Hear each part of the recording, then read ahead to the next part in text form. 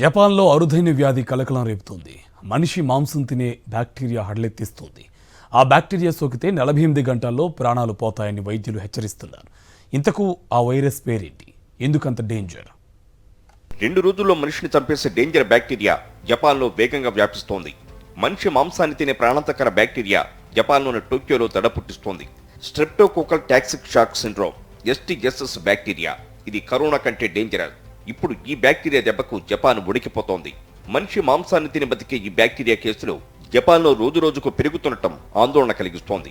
June 2 నాటికి 977 కేసులుగా నమోదయ్యాయి. అయితే ఈ బ్యాక్టీరియా కేసులు గత ఏడాది మొత్తం 941గా నమోదు కాక ఏడాది మాత్రం ఇప్పటికే 977 కేసులు దాటడం మరింత భయపెడుతోంది.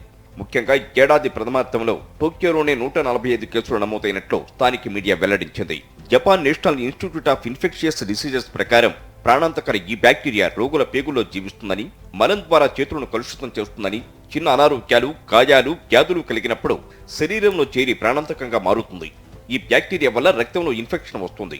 కీళ్లు ఎర్రగా మారిపోవడం, గుండె కణజాలం దెబ్బతినడం లేదా మాంసం తినే బ్యాక్టీరియాగా అభివృద్ధి చెందడం వంటివి కలుగుతాయి.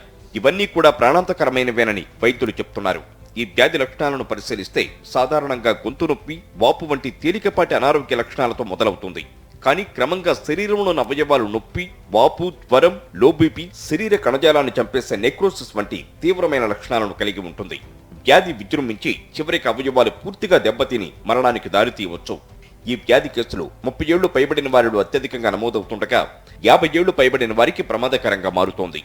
ప్రస్తుతం జపాన్లో పరిస్థితుల ప్రకారం ఈ సంవత్సరం SSTS కేసుల సంఖ్య 2500కు చేరుకోవచ్చని, మరణాల రేటు కూడా భయంకరంగా ఉంటుందని వైద్య నిపుణులు చెబుతున్నారు.